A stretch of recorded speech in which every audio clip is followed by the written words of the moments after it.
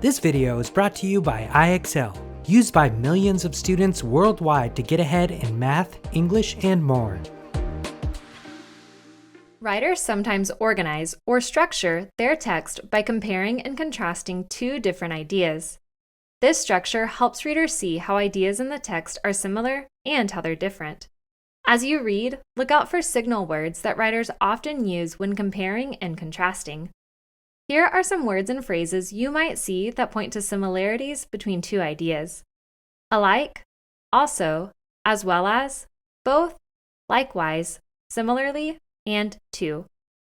And here are some signal words and phrases that writers often use when they are showing a contrast: although, but, however, on the other hand, unlike, whereas, while, and yet.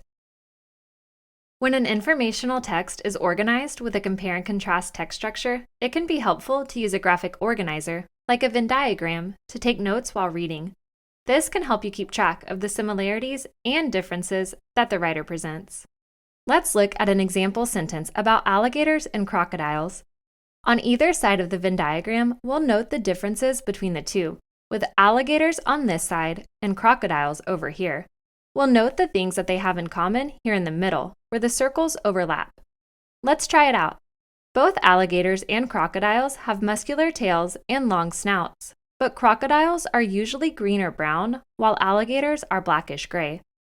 All right, see this word both? This signals how alligators and crocodiles are the same. They both have muscular tails and long snouts. Let's put these details here in the middle of our Venn diagram. The signal words but and while show differences. Crocodiles are green or brown. Let's put this under the crocodile side of the Venn diagram. And alligators are blackish gray, so that goes under the alligator side. This is fun! Now let's practice identifying some more compare and contrast relationships in this paragraph. Here, the author compares and contrasts ice cream and gelato. Let's work together to find the signal words and use our Venn diagram to note the similarities and differences between the two. For a cooling summer treat, grab a scoop of either ice cream or Italian gelato. They are both frozen desserts, but the ingredients and churning methods give each one its own distinct texture. Ooh, I see some signal words. Both tells us a similarity. They are both types of frozen desserts. Let's add that to the middle of our Venn diagram. But shows a difference. It looks like they have different ingredients, churning methods, and textures. However, we don't know what the specific differences are yet, so let's read on to find out. Ice cream and gelato feature the same main ingredients, milk and cream. However, ice cream is usually made with egg yolks, whereas gelato is not. Aha! I see some more signal words. Same signals another similarity. The paragraph says ice cream and gelato both feature milk and cream as their main ingredients. Let's add that to the middle of our Venn diagram.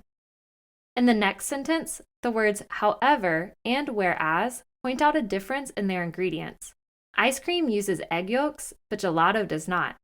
Let's add uses egg yolks to the ice cream side of our Venn diagram, and no egg yolks to the gelato side. Wow, we've already found several similarities and differences in ice cream and gelato. Let's keep reading to find out more. Ice cream is churned at a high speed, giving ice cream a creamy, fluffy texture. Gelato, on the other hand, is churned at a lower speed, making it more silky and dense than ice cream. I see one more signal phrase, on the other hand.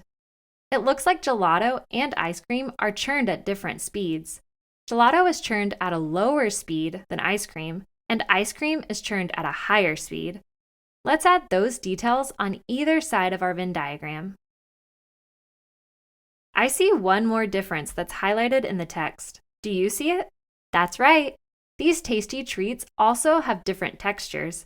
It says that ice cream is creamy and fluffy, and gelato is more silky and dense. Let's add these final details to our Venn diagram. And behold, our beautiful Venn diagram. That was some excellent work. The next time you read informational text, examine how the author organizes the information.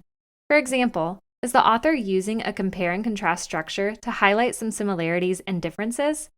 Paying attention to signal words can help increase your understanding of how the ideas in a text relate to one another, and considering how these relationships connect to the main idea will help you develop a deeper understanding of the text.